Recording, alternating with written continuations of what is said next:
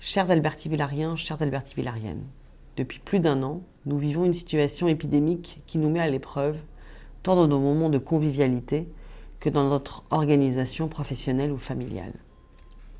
Lors de sa dernière allocution, le président de la République a annoncé de nouvelles mesures temporaires pour freiner la propagation de la Covid qui atteint des niveaux préoccupants dans notre département de Seine-Saint-Denis.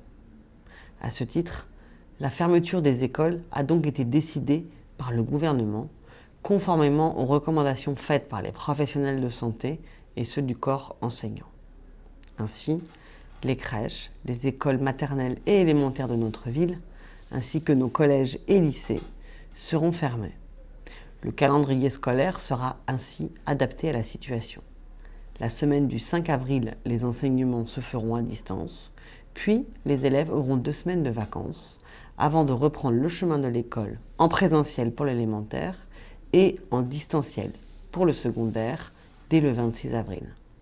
Oui, ces mesures sont nécessaires, même si elles vont tous nous impacter au quotidien.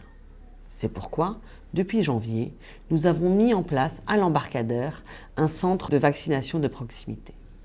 Plus de 6500 personnes ont été vaccinées et pour les plus vulnérables d'entre nous, nous avons mis en place un système de préinscription.